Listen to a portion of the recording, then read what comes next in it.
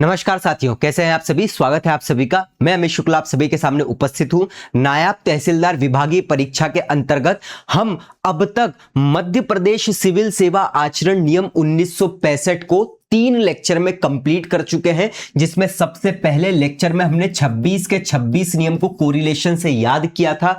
उसके अगले 2 लेक्चर में मतलब सेकंड और थर्ड लेक्चर में इन 26 के 26 नियम को इन डेप्थ में मैंने कंप्लीट रूप से कवर करवा दिया है। मतलब किसी भी प्रकार का प्रश्न आपसे पूछ लिया जाए तो आप इसको सॉल्व कर देंगे। अगला जो आज हमारा लेक्चर है, जो कि 4th नंबर का लेक्चर है, यहां पर हम अब एक अगला भाग करने वाले हैं, जो कि है नवीनतम जीएडी परिपत्र, मतलब गेट जो है सर्कुलर जो जारी करता है, उनको आज हम यहां पर देखने वाले हैं। कहां तक देखेंगे तो शुरुआत से लेकर हम अब तक का जो लेटेस्ट 2025 में इस नियम के अनुसार या इस नियम के लिए, 1 मिनट में वॉइस कैंसिलेशन शुरू कर देता हूं। शुरू है, ठीक है। हाँ, तो 2025 तक जो भी गेट परिपत्र आए हैं इस नियम के लिए, वो हम देखने वाले हैं। कारण क्या है? क्योंकि केवल मूल नियम को आप देखोगे तो आप प्रश्न लगभग 50% सॉल्व कर पाएंगे। 2018 का आप पेपर देखोगे तो 50% प्रश्न कहां से पूछे गए थे? तो ये जीएडी परिपत्र से या सर्कुलर से पूछे गए थे। तो आज यहां पर हम इन सभी को लेटेस्ट तौर पर और अंत तक कंप्लीट कवर करने वाले हैं। बहुत बड़ा टॉपिक मतलब लेक्चर नहीं रहेगा, लेकिन बहुत ज्यादा इंपॉर्टेंट रहने वाला है। और इसके बाद एक अगला हम और टॉपिक लेंगे, या हम बोल सकते हैं इसी टॉपिक के अंतर्गत एक और लेक्चर लेंगे, जो 2018 के जितने भी पीवाईक्यू इस नियम से रिलेटेड आए हैं उनको हम बेहतरीन तरीके से सॉल्व करेंगे और कुछ 10 एमसीक्यूज में आपको प्रैक्टिस करवाऊंगा। बहुत सारे एमसीक्यूज मिलेंगे लेकिन वो अलग से टेस्ट सीरीज के तौर पर, और ये आगे आपको देखने को मिलेंगे। लेकिन अभी क्योंकि हम पूरा पढ़ चुके हैं तो पीवाईक्यू और 10 एमसीक्यू से आपकी प्रैक्टिस पर्याप्त तौर पर हो जाएगी। तो इस प्रकार से 5 लेयर में हम इस सिविल सेवा आचरण नियम 1965 को पढ़ रहे हैं, और ऐसे ही हर नियम को पढ़ेंगे इस प्रकार से, और इस लेयर के रूप में आपको कोई भी कोर्स नहीं पढ़ाएगा, ये मैं आपको स्पष्ट तौर पर कह दे रहा हूं। इसीलिए मैं बोल रहा हूं बिना देर किए इस कोर्स को ले लो। मात्र 2000 रुपए इसकी फीस है, और संपूर्ण कवरेज के साथ इन डेप्थ और ऑथेंटिक तरीके से 1 सितंबर 2026 से इस कोर्स के अंतर्गत क्लासेस शुरू हो जाएगी। इतना बेहतरीन कोर्स आपको मैं लिख के दे रहा हूं, नहीं मिलने वाला है। व्हाट्सएप ग्रुप, एक व्हाट्सएप चैनल हमने बनाकर रखा है जिसमें 500 से भी अधिक पटवारी जुड़ चुके हैं। आप कृपया करके वहां पर जुड़ जाइए, और इस कोर्स की और ग्रुप की सभी की लिंक डिस्क्रिप्शन में देकर रखी है, फटाफट जुड़ जाओ। बाकी बातें कोर्स से रिलेटेड आपको उस ग्रुप में मिल जाया करेंगी, और आगे मैं बता दूंगा। अभी हमको सीधे जाना है कहां पर? इस लेक्चर पर। जय श्री महाकाल सभी को। तो देखिए यहां पर मैंने अभी आपको क्या बोला कि ये 2 लेक्चर मैंने पूरा का पूरा 26 नियम करवा चुका हूं। तो आप बोलोगे सर कहां है? यूट्यूब पर तो नहीं है। तो देखो, हर चीज तो पूरी की पूरी नहीं मिलेगी यूट्यूब पर ही। तो आप जब हमारा कोर्स ले लेंगे, ज्ञानदूत एकेडमी का ये वाला कोर्स लेंगे, तो जब आप कंटेंट पे जाओगे, मैंने आपको क्योंकि बोल के रखा है 1 सितंबर 2026 से शुरू होगी क्लासेस दोनों पार्ट की, लेकिन फिर भी मैं आपको 1 सितंबर से पहले ही पार्ट बी में कई सारी चीजें करवा दूंगा। तो आप जैसे ही part B lecture and notes के अंतर्गत जाओगे तो यहां पर सीधा जैसे ही आप देखोगे तो मध्य प्रदेश सिविल सेवा आचरण नियम 1965 के बेहतरीन नोट्स है ना, बहुत ही शानदार नोट्स आपको स्पष्ट तौर पर दिख जाएंगे। 1 मिनट ये खुल जाए फिर बताता हूं मैं। ये बेहतरीन तरीके से, इतने शानदार नोट्स आपको कहीं देखने को मिलेंगे ही नहीं इसके, और बहुत आसान भाषा में। और इसके साथ फिर आपको नीचे मैंने गेट सर्कुलर भी डाल के रख दिया है, और हैंड रिटन नोट्स के तौर पर। फिर यहां पर जो भी 2018 में पीवाईक्यूज पूछे गए थे वो भी डाल दिए हैं, और प्रैक्टिस क्वेश्चंस जो 10 है इसमें नहीं दिखेंगे, लेकिन जो आपको वर्ड फाइल मिलेगी उसमें आपको सीधे दिख जाएंगे। फिर यहीं पर मध्य प्रदेश सिविल सेवा आचरण नियम से रिलेटेड तीनों लेक्चर दिख जाएंगे, और ये जो लेक्चर मैं पढ़ा रहा हूं वो भी आपको यहां पर मिल जाएंगे। तो जैसे जैसे आप आगे बढ़ते जाओगे वैसे वैसे आपको चीजें मिल जाएगी। टॉपिक से रिलेटेड आपको अगर क्विज करना है तो अभी मैंने क्विज डाला नहीं है, कल तक डाल दूंगा। इस टॉपिक से रिलेटेड क्विज भी आप कर सकते हैं, जो भी आपको सॉल्व करना है। क्लियर है? तो ये आपको कोर्स बेहतरीन तरीके से मिलने वाला है। जो मैं सर्कुलर पढ़ा रहा हूं तो मैं मन से तो नहीं पढ़ा रहा हूं। जितने भी सर्कुलर है इस नियम से रिलेटेड वो आप इस वेबसाइट पर जाकर देख सकते हैं। अंतिम आया था 2025 में, और लगभग लगभग 1958 तक इसके बाद यहां तक इसमें दिया गया है, लेकिन हमको मेन पढ़ना है, हर चीजें नहीं पढ़ना है। तो ये एक बेसिक और शुरुआती बातें थी जो मैंने आपको बताई। अब हम सीधे चलते हैं गेट सर्कुलर पर और सबसे पहला सर्कुलर निकालते हैं और देखते हैं कि क्या क्या इस सर्कुलर में है। देखो इसमें बहुत कुछ समझाने जैसा तो नहीं है, तथ्यों पर ही बेस्ड रहेगा, इसलिए हमको फिर पढ़ना भी उसी प्रकार से है, मतलब ऐसा घुस घुस के पढ़ने की आवश्यकता नहीं है। चलिए सबसे पहली बात करते हैं तो अच्छा ये याद रखिएगा, अगर ये जो जीएडी सर्कुलर जारी करता है या परिपत्र कोई जारी करता है तो कौन सा विभाग करता है, यही प्रश्न में बच्चे कंफ्यूज रहेंगे। तो विभाग का नाम क्या रहेगा, सामान्य प्रशासन विभाग के द्वारा ये सर्कुलर जारी किए जाते हैं। पहली बात तो ये हो गई, ये तारीख वारीख आपको याद करने की आवश्यकता नहीं है। अब ये जो परिपत्र 1992 में जारी किया गया था, ये किस विषय पर जारी किया गया था, तो शासकीय सेवकों एवं कलेक्टर्स द्वारा जो चंदा इकट्ठा किया जा रहा था उसके संबंध में। अब ये सर्कुलर होते क्या है, तो नियमों के अधीन अगर नियम कि हम बोल सकते हैं कि नियमों को फॉलो नहीं किया जाता है ठीक प्रकार से, या उसमें कुछ क्लियरिटी करना है, उसमें कुछ चेंजेस करना है, तो बिना संशोधन किए परिपत्र के माध्यम से शासकीय सेवकों को बता दिया जाता है। तो यह है चंदा इकट्ठा करने से संबंधित। तो देखिए हम पढ़कर आ चुके हैं, तेरे चांद को तूने क्या उपहार दिया, तो 13 नियम में चंदा है ना। तो इस सिविल सेवा आचरण नियम 1965 के नियम नंबर 13 में क्या दिया है, जूम कर लेना अगर आपको ठीक से नहीं दिख रहा है, वरना नोट्स में तो मिल जाएगा। तो इसके नियम 13 के अंतर्गत क्या है कि कोई भी शासकीय सेवक किसी भी प्रकार से नगद या वस्तु के रूप में चंदा नहीं मांग सकता है और ना तो स्वीकार कर सकता है। कलेक्टर्स को क्या छूटे थी पुरानी व्यवस्था के अंतर्गत, तो पहले कलेक्टर्स को जनहित के कार्यों में जैसे प्राकृतिक आपदा, कृषि प्रदर्शनी है ना, इसके लिए कमिश्नर को केवल सूचना देकर क्या करना, क्या एक हिसाब से छूट प्राप्त थी, तो 2 लाख रुपए तक और कमिश्नर की मंजूरी से 5 लाख रुपए तक का चंदा इकट्ठा करने का अधिकार था। यह पुरानी बात कर रहे हैं क्योंकि 1992 की बात है। अब ऐसा भी आपको देखने को मिलेगा कि कुछ परिपत्र, जैसे मान लो फॉर एग्जांपल 1990 का एक सर्कुलर जारी हुआ, उसमें किसी चीज के लिए मनाही थी, लेकिन हो सकता है 10 साल बाद 2000 में उसी चीज को स्वीकार कर दिया गया हो, ऐसा भी आपको देखने को मिलेगा। तो इसके लिए फिर लेटेस्ट चीजें आपको देखना आवश्यक होगी। अभी ऐसा भी एक पॉइंट आएगा जो कि मैं आपको बताऊंगा। तो पुरानी व्यवस्था के अंतर्गत कलेक्टर्स के साथ ये चीजें हो रही थी। नया संशोधन, ऐसा नया नियम क्यों किया गया, इस सर्कुलर को क्यों जारी किया गया, तो ऐसा बोला गया कि शासन के ध्यान में कुछ ऐसी गड़बड़ियां आई जिसके बाद यहां कलेक्टर्स को पूरी तरह से जो छूट थी इसको खत्म कर दिया गया है। अब मात्र कमिश्नर को सूचना देना काफी नहीं होगा, बल्कि इन स्थानीय कार्यों के लिए भी शासन की पूर्व मंजूरी लेना आवश्यक होगी। और यहीं पर आपसे सीधा प्रश्न पूछ लिया जाएगा अगर आप सर्कुलर नहीं पढ़कर जाओगे। तो जब पीवाईक्यू दिखाऊंगा, करवाऊंगा आपको, तो आपको दिखेगा कि सर्कुलर से कैसे सीधे सीधे प्रश्न आए जो कि नियम पढ़कर आपसे नहीं बनने वाले हैं। यही हमारे कोर्स का फायदा रहने वाला है। तो देखिए, अब अगर कलेक्टर को चंदा इकट्ठा करना है तो कमिश्नर से केवल स्वीकृति की आवश्यकता नहीं रहेगी, शासन से भी मंजूरी लेना आवश्यक है और पूर्व मंजूरी लेना आवश्यक है। यह एक चेंज आपको देखने को मिलेगा। शर्त लगाकर चंदा लेने पर सख्त रोक, मतलब किसी भी सरकारी काम को करने के बदले में सामने वाले पर चंदा देने की शर्त लगाना शासन की पूरी तरह से नीति के खिलाफ है, जो कि नियम नंबर 13 में अपन देखकर आ ही चुके हैं।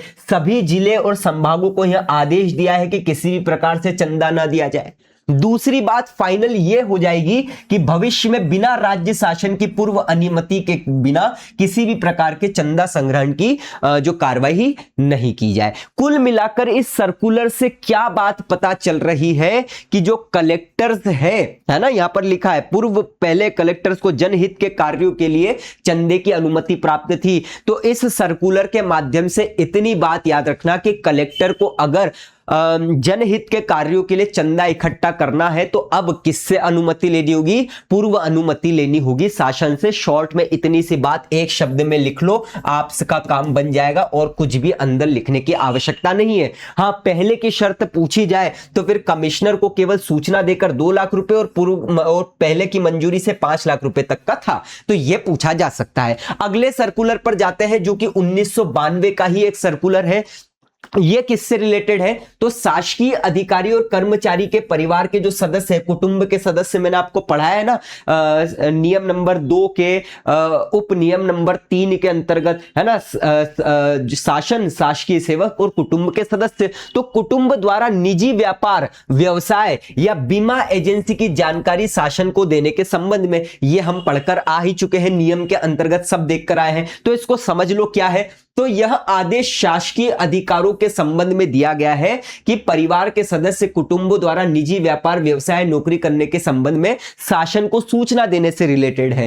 क्या है? तो भैया पहली बात, प्रावधान की बात करें तो नियम नंबर 16(2) में अनिवार्य सूचना के तौर पर बताई गई बातें हैं। फिर प्रचार पर प्रतिबंध रिलेटेड बातें भी बताई गई है। सब पढ़ा कर आ चुका हूं, इसलिए अंदर नहीं जाऊंगा कि भैया कोई भी परिवार का सदस्य व्यापार, कारोबार, इंश्योरेंस कंपनियां कहीं कर रहा है तो शासन को सूचना देना आवश्यक है। ये सब पढ़कर आ चुके हैं। मेन सर्कुलर पर आए तो ये बोला गया है नियमों का उल्लंघन और छिपाकर व्यापार, मतलब महत्वपूर्ण तथ्य सर्कुलर के अंतर्गत क्या है? तो शासन के संज्ञान में, देखो कभी कुछ, क्योंकि हैंड रिटन नोट्स के तौर पर बनाया तो कभी कभी मात्रा की गलती हो सकती है, तो यहां पे संज्ञान लिखा है, ये क्या है? संज्ञान। तो शासन के संज्ञान में क्या आया कि कुछ कर्मचारी अपनी पत्नी, पुत्र या पुत्री के नाम पर स्वयं छिपाकर व्यापार, व्यवसाय या बिजनेस एजेंसी चला रहे हैं, यह शासन को पता चला। तो उन्होंने सर्कुलर जारी किया और बात स्पष्ट करने की कोशिश की कि राज्य शासन ने इसको पूरी तरीके से आपत्तिजनक माना है, और अगर यह संज्ञान में आता है कि ऐसा कोई कर रहा है तो स्वाभाविक सी बात है, दंड किस नियम के तहत दिए जाएंगे? इस नियम के तहत तो नहीं दिया जाएगा, मध्य प्रदेश अपील एवं वर्गीकरण नियम 1966 के तहत दिया जाएगा। तो बोला गया है कि अगर ऐसा कोई कर रहा है तो इस नियम के तहत उन पर क्या करो? दंड देने की कार्रवाई सुनिश्चित करने की बात इसमें कही गई है।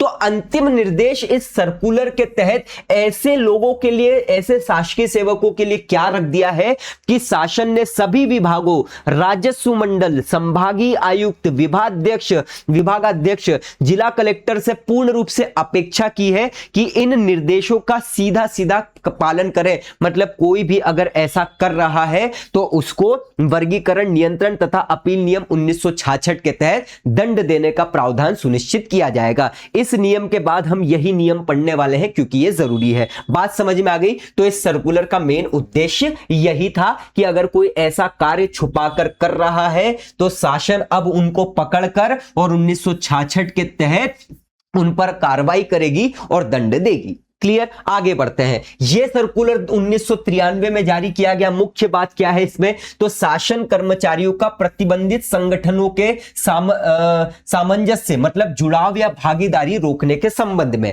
यहां से एक प्रश्न 2018 के संबंध में आया था। अब जैसे मैंने आपको एक बात बताई थी कि जैसे 1993 की एक बात कही गई है, मैं आपको बताऊं, यहां पर आप देख रहे होंगे राष्ट्रीय स्वयं सेवक संघ।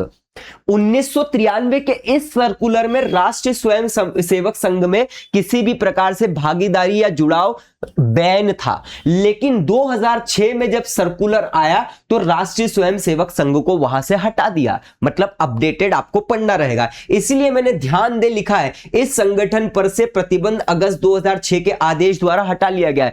बारीक से बारीक चीज भी मैं आपको कवर करवा रहा हूं। तो भैया ये सर्कुलर क्या, यहां से प्रश्न आया 2018 में, पीवाईक्यू में बताऊंगा।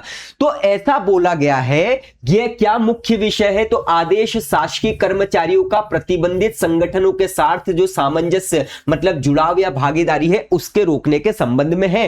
क्यों? क्योंकि नियम नंबर 5 के उपनियम 1 में ऐसा उल्लेख किया गया है कि कोई भी शासकीय सेवक किसी भी प्रकार के संगठन से जुड़ाव, भागीदारी या कुछ भी संबंध नहीं रख सकता है। और इसी के उपनियम 3 में यह भी बताया गया है कोई संगठन राजनीतिक है या नहीं, इसका निर्णय कौन करता है? तो अंतिम रूप से राज्य शासन करता है। क्योंकि हम नियम 3 को पढ़कर आ चुके हैं, नियम 5 को पढ़कर आ चुके हैं, तो बार बार हम इस पर घुसेंगे नहीं क्योंकि हमारा समय खराब होगा। हम आते हैं जीएडी सर्कुलर पर, परिपत्र में। ये देखो, ये प्रश्न आ सकता है, मैंने नियम जब पढ़ा रहा था तब भी बताया था। कि भैया कोई संगठन राजनीतिक है या नहीं, इसका निर्णय कौन करेगा? तो शासन करेगा। ठीक है, मतलब मध्य प्रदेश शासन करेगा। प्रतिबंधित संगठनों की सूची और कार्रवाई 1993 में ये गेट सर्कुलर जो परिपत्र जारी हुआ, इसमें यह बताया गया कि जमात ए इस्लाम हिंद, विश्व हिंदू परिषद, इस्लामिक सेवक संघ, बजरंग दल, राष्ट्रीय स्वयंसेवक संघ, इन पर किसी, ये भी एक प्रकार से राजनीतिक इकाइयां है और इनसे किसी भी प्रकार का संबंध किसी भी शासकीय सेवक को नहीं रखना है। इतनी सी बात यहां पर कही गई है। लेकिन इसी सर्कुलर, इसी नियम के अंतर्गत 2006 में एक अपडेट आया जो कि हम आगे देखेंगे। क्लियर है बात? बाकी सब पर अभी भी प्रतिबंध है, तो ये आपको ध्यान रखना है। जमात इस्लाम हिंद, ये सब प्रश्न सीधे सीधे पूछे जा सकते हैं। आगे की बात करते हैं। कार सेवा में भाग लेने वाले शासकीय सेवकों के विरुद्ध अनुशासनात्मक कार्रवाई करने के संबंध में 1994 में यह परिपत्र जारी किया गया था।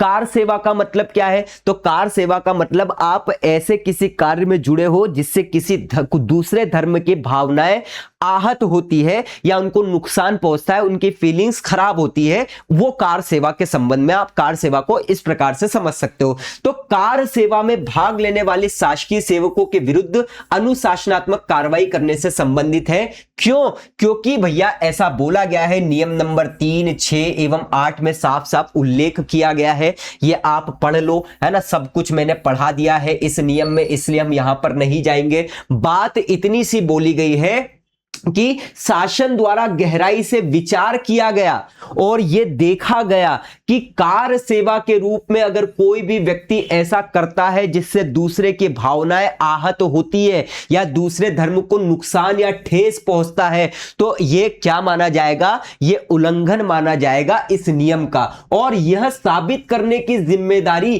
कि संबंधित कर्मचारी ने कार सेवा में भाग लिया है या नहीं, इसको पूरी तरीके से अनुशासनिक प्राधिकारी जांच करने वाले अधिकारी पर होगी। तो ऐसे प्रश्न बहुत पूछे गए हैं 2018 में कि कौन किस पर यह जिम्मेदारी होगी, अलग अलग संबंध में पूछा गया है। तो याद रखिएगा, कार सेवा के संबंध में अनुशासनिक प्राधिकारी या जांच करने वाले अधिकारी पर यह पूरी जिम्मेदारी होगी कि कोई शासकीय सेवक कार सेवा में भाग लिया है या नहीं लिया है। तो यह पूरा का पूरा सर्कुलर कार सेवा में भाग लेने वाले शासकीय सेवकों से के जो उन पर कार्रवाई करने से संबंधित है। तो राज्य शासन ने सभी विभागों और इन सबको बोला है कि इस पर कड़ाई से पालन किया जाए। बस इतनी सी बात यहां पर कही गई है। अगले नियम पर चलते हैं जो कि है स्वायत्त शासी, मतलब ऑटोनोमी संस्थाओं में मध्य प्रदेश सिविल सेवा आचरण नियम 1965 के समान प्रावधान लागू करने के संबंध में 2018 में इसी सर्कुलर, इसी परिपत्र से एक प्रश्न आया है। ठीक है, तो इस परिपत्र को ध्यान रखना, जब PYQ करवाऊंगा तब आपको पता होना चाहिए। ऐसे ही तो बेसिक प्रश्न आएंगे, लेकिन जब तक पूरा पढ़ोगे नहीं तब तक आपसे नहीं बनेंगे। तो ये क्या बोल रहा है? मध्य प्रदेश की स्वायत्त संस्थाओं में मध्य प्रदेश सिविल सेवा आचरण नियम 1965 जो है, इसको लागू करने के संबंध में यह सर्कुलर जारी किया है। विभाग ने यह बोला और नाराजगी जताई कि कई बार हमने निर्देश दे दिए हैं, आदेश दे दिए हैं, उसके बावजूद भी कई सारे विभाग अपने अधीन जो निगम, जो मंडल या ऑटोनॉमी संस्थान है, उसमें जो कर्मचारी कार्य कर रहे हैं उन पर यह नियम लागू नहीं कर रहा है। और जब ऐसा पता चला तो यह सर्कुलर जारी किया गया और नियमों को लागू करने का तरीका भी बताया गया कि इस नियम को विभिन्न विभाग अपने स्वायत्त संस्थाएं, निगम, मंडल में किस प्रकार से लागू करेंगे। तो इनको बोला गया है कि सभी विभाग के अधीन आने वाले समस्त निगम, मंडल, विश्वविद्यालय, सहकारी एवं स्थानीय संस्थाओं के कर्मचारियों पर यह नियम लागू होना चाहिए, मध्य प्रदेश सिविल सेवा आचरण नियम 1965। लेकिन ये कैसे लागू होंगे? हूबहू एज इट इज ये नियम लागू होंगे इन पर भी, लेकिन इस नाम से लागू नहीं होंगे, नाम परिवर्तित करके लागू करना है। तो यह प्रश्न भी सीधा सीधा पूछा जाएगा कि किस प्रकार से लागू होगा। आगे की बात करें तो सभी संबंधित विभाग को इस व्यवस्था को अपने या तुरंत प्रभावी बनाने की तत्काल कार्रवाई सुनिश्चित करने का निर्देश स्पष्ट तौर पर दिया गया है। तो विभाग जो होगा उसके ऊपर है पूरा का पूरा मतलब इन नियमों को लागू करने का सबसे मेन जिम्मेदारी किसकी है? तो विभाग की होगी। क्लियर है? ऐसा ही प्रश्न सीधा सीधा पूछा गया था, तो ये आपको ध्यान रखना है। आगे बात करते हैं शासकीय सेवकों द्वारा अखिल भारतीय वामपंथी मोर्चा संघ की गतिविधियों में भाग लेने से संबंध। तो इसमें कुछ अपने को पढ़ना की आवश्यकता नहीं है, बस इतनी सी बात याद रखना, क्योंकि नियम नंबर 8 क्या बोलता है कि किसी भी संघ या संगठन में शामिल नहीं हो सकता है भारत की, क्योंकि संप्रभुता, अखंडता, सार्वजनिक व्यवस्था, नैतिकता के अगर कोई हित के खिलाफ हो, प्रतिकूल हो, तो शामिल नहीं होना है। तो साफ इस सर्कुलर के द्वारा जारी किया गया कि कोई भी शासकीय सेवक अखिल भारतीय वामपंथी मोर्चा संघ या AIRF की गतिविधियों में भाग नहीं लेगा। बस इतनी सी बात कही है, और भाग लेगा तो फिर उस पर अनुशासनात्मक कार्रवाई की जाएगी। और सरकार ने सभी विभाग के प्रमुख को निर्देश दिया है कि अगर उनके अधीन कोई भी कार्य कर रहा है, शासकीय सेवक कार्य कर रहा है और ऐसी गतिविधि में भाग लेना है, तो भाग ले रहा है तो उस पर कड़ी कार्रवाई की जाए। बस इतनी सी बात है, मतलब इसमें भाग नहीं लेना है, सीधी सी बात। अगली बात करते हैं, बिना अनुमति ड्यूटी से गायब रहने वाले अनाधिकृत अनुपस्थिति, मतलब बिना बताए ड्यूटी से नहीं है, तो उन पर कड़ी कार्रवाई करने के संबंध में 2000 में यह नियम लाया गया। कुल 15 सर्कुलर जो कि मैं निकाल कर लाया हूं, बहुत महत्वपूर्ण है, और ऐसे ही फिर दूसरे नियम थे तो वो एज इट इज थे, इसलिए उसको हम नहीं ले रहे हैं। तो बिना अनुमति ड्यूटी से गायब रहने वालों के लिए ये है, और यहां से ये वाले से प्रश्न आया था 2018 में। तो क्या बोला गया है कि बिना अनुमति के गायब रहने की जो अवधि होगी, जैसे आप बिना बताए, है ना, बिना अनुमति के गायब हो रहे हो, तो आपके लिए उसको किस प्रकार ट्रीट किया जाएगा? तो डाइज नॉन के तौर पर ट्रीट किया जाएगा, मतलब अकार्य दिवस के रूप में ट्रीट किया जाएगा। आपको उस दिन का छुट्टी मानना पड़ेगी इस प्रकार से, और अभी आगे भी समझाऊंगा। यदि कोई कर्मचारी 1 माह या उससे अधिक समय तक गायब रहता है तो उसे किसी भी प्रकार की छुट्टी मंजूर नहीं की जाएगी। यह भी इसमें बात बोली गई है, अकार्य दिवस और छुट्टी की नामंजूर की बात कही गई है। पेंशन का नुकसान और नौकरी में व्यवधान की बात कही गई है। 1 महीने या अधिक की अनुपस्थितियों को पेंशन नियम 1976 के नियम नंबर 27 के तहत नौकरी में व्यवधान माना जाएगा। इस नियम को जब पढ़ेंगे तब इसको डिटेल में देखेंगे। और क्या बोल रहा है, इसका मतलब है कि पेंशन और ग्रेच्युटी के लाभों के लिए उसकी अब तक की पुरानी सरकारी सेवा को क्या मान लिया जाएगा?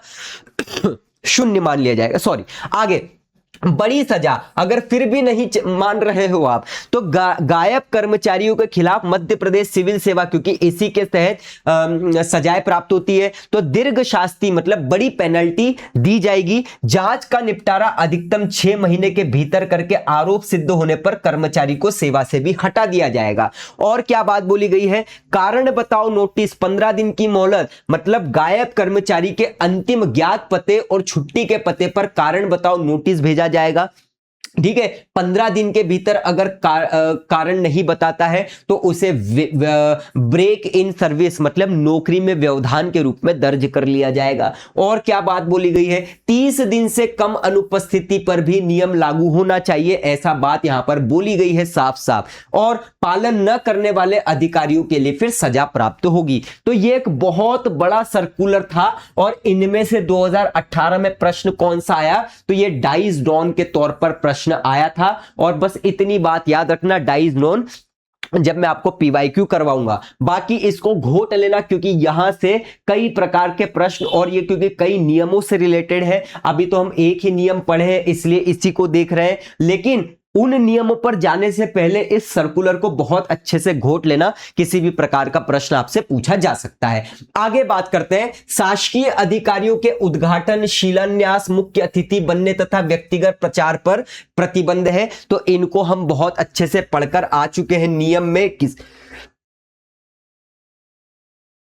तो नियम में बहुत अच्छे से पढ़ाकर आ चुका हूं कि ऐसा किसी भी प्रकार से मुख्य अतिथि बनने और ये सब नहीं करना है। इसमें फिर अपवाद भी हम देखकर आ चुके हैं कि किस प्रकार से छूट प्राप्त हो सकती है, किसमें इसको किस प्रकार से कार्रवाई नहीं होगी, या किसको नहीं माना जाएगा इस प्रकार से नियम के खिलाफ। तो ये हम सब बातें नियम में अंतर्गत पढ़कर आ चुके हैं, वहां पर आप देखना, है ना। क्या बोला गया है यहाँ पर, उद्घाटन, शिलान्यास और मुख्य अतिथि बनने पर रोक। देखो जीएडी सर्कुलर पढ़ाने से पहले, क्योंकि 26 नियम कोरिलेशन से याद करवा दिए हैं, 26 के 26 नियम इन डेप्थ में पढ़ा चुका हूं मैं, इसलिए बार बार उसी पर चर्चा हम थोड़ी करेंगे।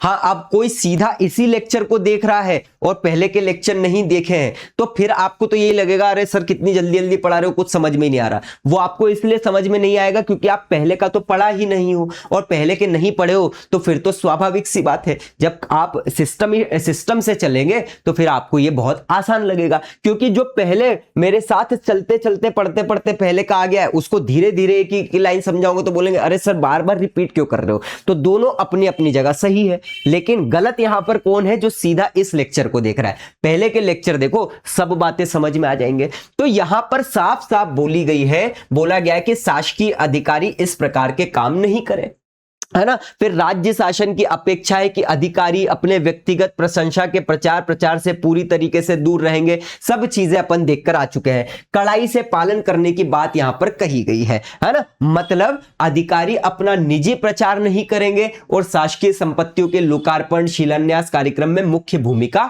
नहीं निभाएंगे। ये 2000 के इस परिपत्र में जारी की गई बातें थी। नॉर्मली यहां पर ऐसा कुछ नहीं है, क्योंकि ये जो नियम में दी गई बातें हैं वही लगभग ऐसा है ना, बट सर्कुलर जारी कर दिया गया था। आगे बात करते हैं 2000 में फिर से अनाधिकृत अनुपस्थिति, मतलब ड्यूटी से गायब रहने वाले कर्मचारियों पर कार्रवाई से रिलेटेड बात कर दी गई थी, है ना। वही चीज है जो मैंने आपको अभी इससे पहले बताया था।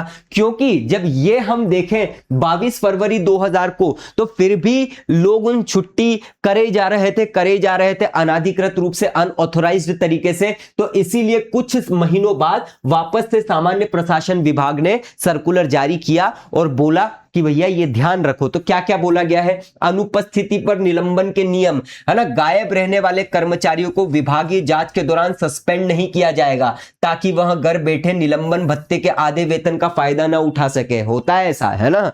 लौटते ही सस्पेंशन, यदि कोई कर्मचारी लंबे समय तक गायब रहने के बाद खुद वापस ड्यूटी पर आता है तो उसे उसी दिन से तुरंत सस्पेंड किया जाएगा। और क्या बोल रहा है, 6 महीने में फैसला। तो यह प्रश्न सीधा सीधा पूछा जाएगा, जब अनुशासनात्मक कार्रवाई की जाएगी तो अधिकतम 6 महीने के अंदर रिपोर्ट के अंतर्गत अगर आरोप सिद्ध हो जाता है तो उसको नौकरी से बर्खास्त कर दिया जाएगा। ये सीधा सीधी बात इस परिपत्र के माध्यम से कही गई। तो ये बहुत इंपॉर्टेंट परिपत्र है, 10 लाख करोड़ स्टार लगा लेना। समय समय पर अनुपस्थिति के संबंध में गेट द्वारा सर्कुलर जारी किए जाते हैं और बातें क्लियर की जाती है, ताकि शासकीय सेवक हर एक बात से अपडेट रहे। और क्या बोला है, 1 महीने की अनुपस्थिति, अगर कोई कर्मचारी 1 माह या उससे अधिक अनुपस्थित रहता है तो छुट्टी मंजूर नहीं की जाएगी। पिछली नौकरी शून्य मानी जाएगी, मतलब नियम 27 के तहत नौकरी में व्यवधान ब्रेक इन सर्विस माना जाएगा, पढ़कर आ चुके हैं। सीधा मतलब क्या है, ये भी हम पढ़कर आ चुके हैं। कारण बताओ नोटिस, तो ये भी हम देखकर आ चुके हैं, इसमें भी कोई दिक्कत नहीं, वही ब्रेक इन सर्विस वाली है। और अधिकारियों और पर्यवेक्षक पर कार्रवाई, तो इसमें कुछ नहीं है। कड़ाई से आदेश देने की बात कही गई है। यदि ग्रामीण स्तर पर कोई कर्मचारी गायब पाया जाता है तो केवल उस पर नहीं बल्कि उसकी निगरानी करने वाले अधिकारी पर भी जिम्मेदारी होगी और उस पर भी कार्रवाई की जाएगी। स्कूल शिक्षा, स्वास्थ्य, पंचायत एवं ग्रामीण विकास और राजस्व सहित विभागों के इस नियम को कड़ाई से लागू करने की बात कही गई है। तो इन जो बातें हैं, प्रावधान है इस परिपत्र के अधीन, उसको आप बहुत अच्छे से पढ़ लेना। सीधा सीधा प्रश्न यहां से स्पष्ट तौर पर पूछा जाएगा।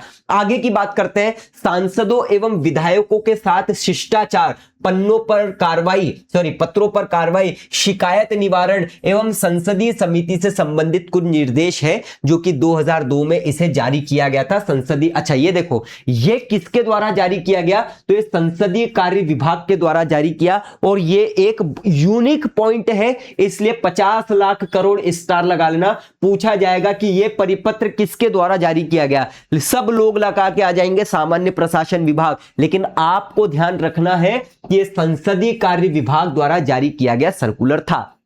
अब क्योंकि सांसद हो गए, विधायक हो गए, ये एक बड़े पद पर रहते हैं, इसलिए इनके साथ किस प्रकार का व्यवहार करना चाहिए और बहुत कुछ बातें इस परिपत्र में बताई थी। तो ये बहुत बड़ा परिपत्र या सर्कुलर है। तो देखो क्या बोल रहा है ना, बस इतनी सी बात बोली गई है, मैं पढ़ देता हूं क्योंकि रीड करने जैसी बात है। जनप्रतिनिधियों से पत्र व्यवहार बातचीत में माननीय जैसे शब्दों का यूज करें, भाषा विनम्र रखें, सांसद विधायक मिलने आए तो अधिकारी उसके स्वागत करें, ठीक है, कार्य होने पर उनको विदा करें, उनको सर्वोच्च प्राथमिकता दी जाए जब वो मिलने आए, अगर नहीं मिल पा रहे हैं किसी मीटिंग के कारण तो उनको समय बता दे कि हम इस समय पर मिल लिया जाएंगे, ठीक है। फिर बस यही सब बातें बताई गई है। तो एक सम्मान या शिष्टाचार की बात कही गई है। पत्रों पर कार्रवाई की बात क्या कही गई है कि अगर जनप्रतिनिधि कौन, सांसद विधायक, अगर इनके पत्र कुछ आते हैं, किसी प्रकार की कोई वो मांग कर रहे हैं या जानकारी प्राप्त कर रहे हैं, तो 3 दिन के भीतर उनको वो जानकारी भेज देनी चाहिए। 50 लाख करोड़ स्टार लगा लेना चाहिए।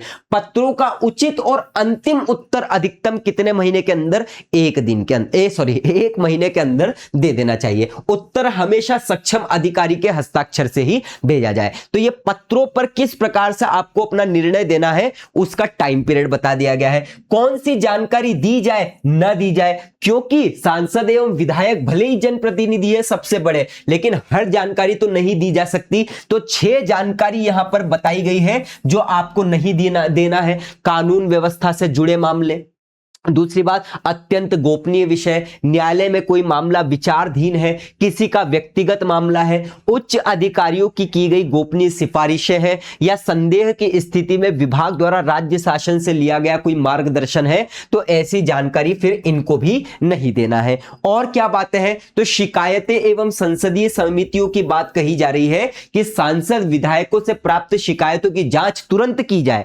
यदि उन्होंने सुनवाई मांगी है तो रिपोर्ट भेजने से पहले उन्हें पूरा अवसर दिया जाए और परिणाम से अवगत कराया जाए, है ना। संसदीय समिति द्वारा मांगे गए दस्तावेज केवल राज्य की सुरक्षा हित के खतरे पर होने पर ही रोके जा सकते हैं, जो कि मैंने आपको बता दिया, है ना।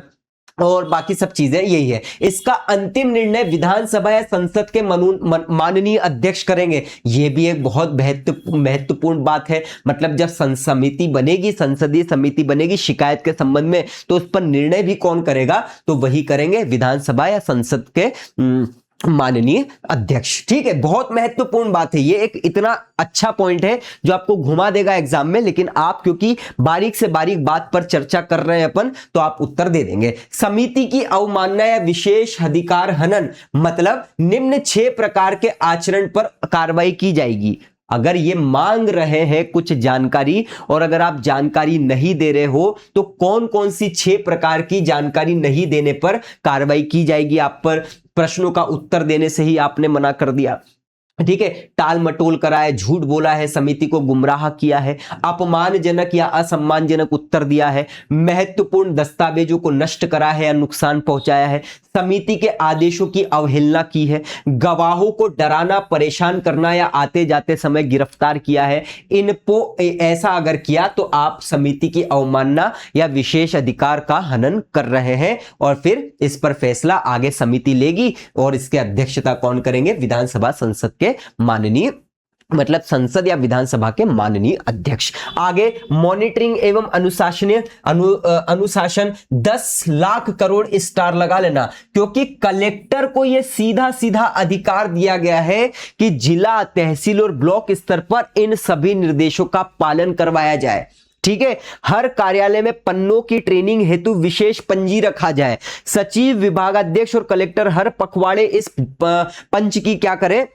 जांच करें। सभी विभाग और कलेक्टर इसकी मासिक समीक्षा करें।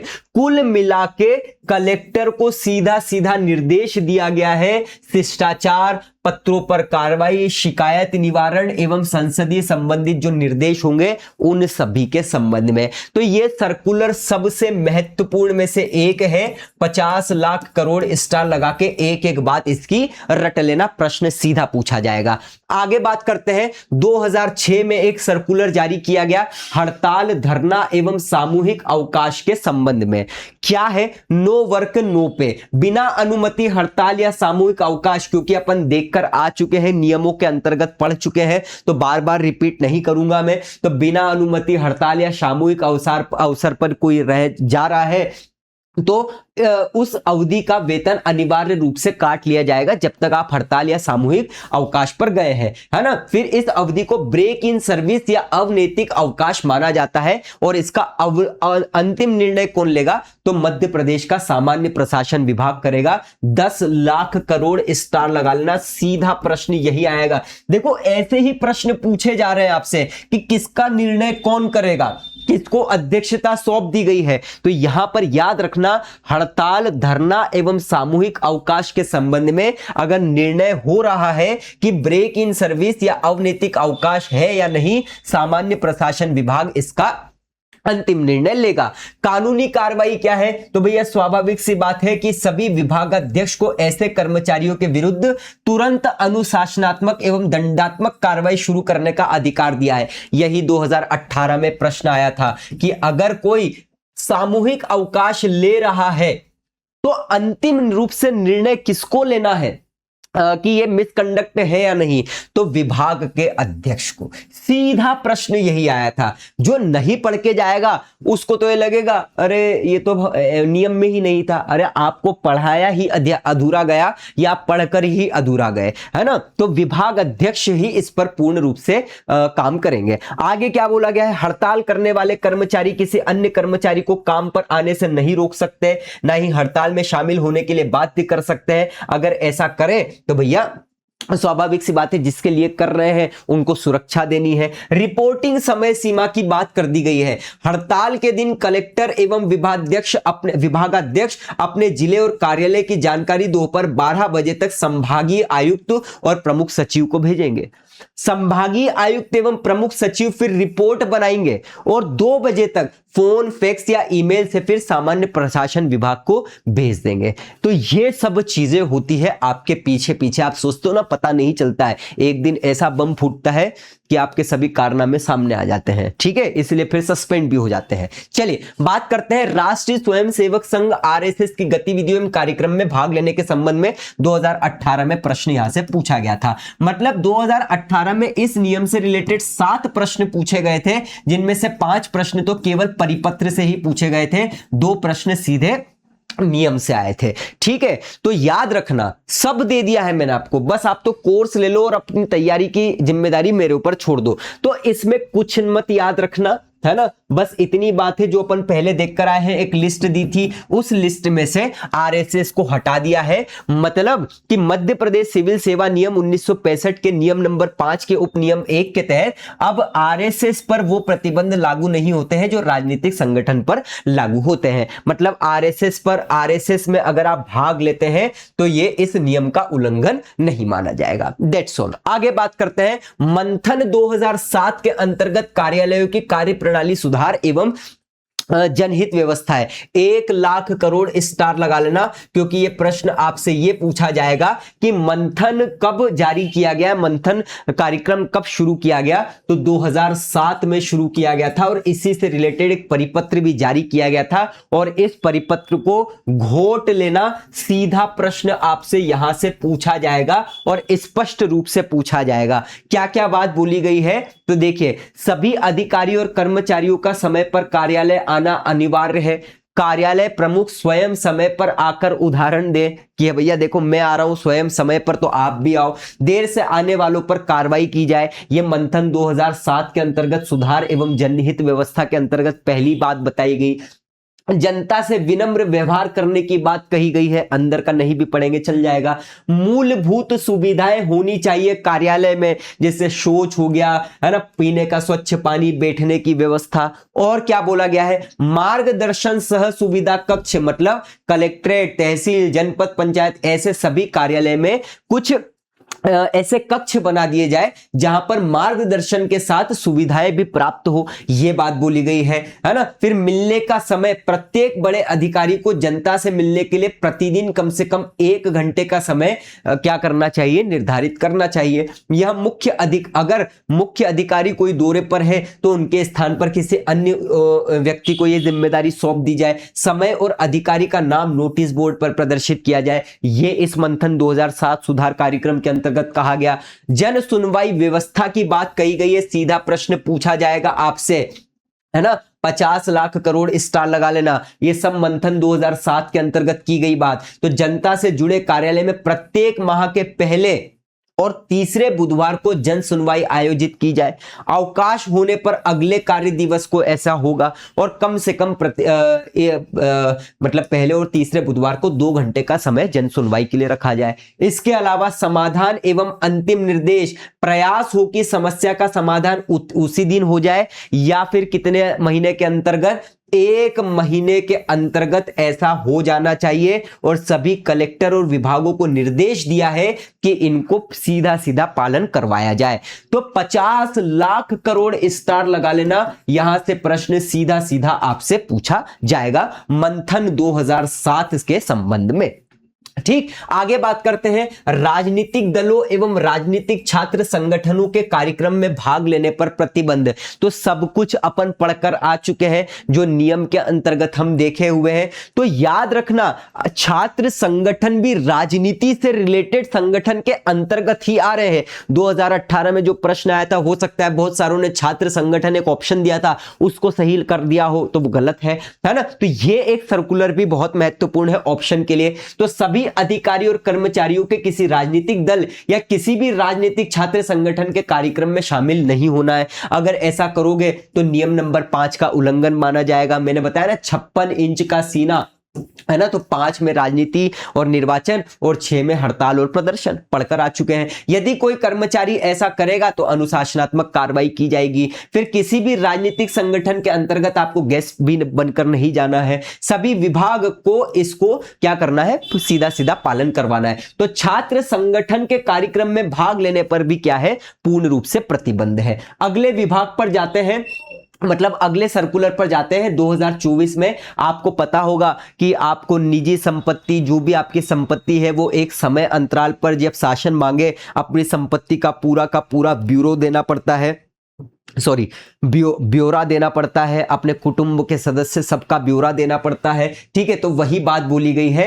कार्यालय मतलब मंत्रालय के अंतर्गत आने वाले जितने भी तृतीय शासकीय सेवक हैं उनके लिए बात बोली गई है, जिसमें हर कोई शामिल हो रहा है। आप देख रहे हो तो 1 जनवरी 2024 से 31 जनवरी 2024 तक की स्थिति बताई है। मतलब अंतिम तिथि 31 जनवरी 2025 है। कुल मिला के आपकी जो अचल संपत्ति विवरण है, अब ये तो आप देखो हर साल करते हुए आए हो, है ना, और करते आ रहे हो। तो ये आपको फिर पढ़ने की आवश्यकता नहीं है, क्योंकि आपको पता है अचल संपत्ति का विवरण कैसे देना है। कुछ बातें तो प्रैक्टिकल ही रहती है, कैसे देना है, कब उसकी अंतिम तारीख है, ये सब आपको पता है। तो आप इसको स्किप भी क्या कर सकते हैं। यदि फॉर्म भरने में कोई परेशानी है तो आप 24-23 पर संपर्क करके जानकारी प्राप्त कर सकते हैं। तो ये एक बहुत प्रैक्टिकल सा सर्कुलर है, तो हम इसको छोड़ भी सकते हैं।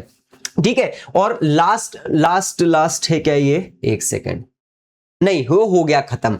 तो ये हो जाता है गेट सर्कुलर परिपत्र पूर्ण रूप से समाप्त, जिसमें मैंने आपको शुरुआत से लेकर अभी तक, क्योंकि कई सारे सर्कुलर हैं लेकिन कई सारे सर्कुलर एक जैसे हैं, अलग अलग समय पर जारी कर दिए जाते हैं। जैसे संपत्ति की बात करें तो 2023 के लिए भी होगा, 22 के लिए भी होगा, 21-20 सबके लिए होगा। तो जो महत्वपूर्ण सर्कुलर शुरू से लेकर अंत तक अभी तक जारी किए गए हैं, उन सब को मैंने आपको बता दिया है। तो एक लेयर आपकी और हो जाती है कंप्लीट। मतलब हमने कोरिलेशन से कंप्लीट कर लिया, पूरे 26 नियम इन डेप्थ तरीके से समझ लिए, जीएडी सर्कुलर को कंप्लीट कर लिया। अब एक अंतिम लेक्चर में लेकर आ रहा हूं आपके सामने, जिसमें 7 पीवाईक्यू जो 2018 में पूछे गए थे उनको अपन सॉल्व करेंगे, और 10 एमसीक्यूज में आपके लिए अलग से लेकर आया हूं जिनको अपन सॉल्व करेंगे। ये लेक्चर कब देखना है आपको,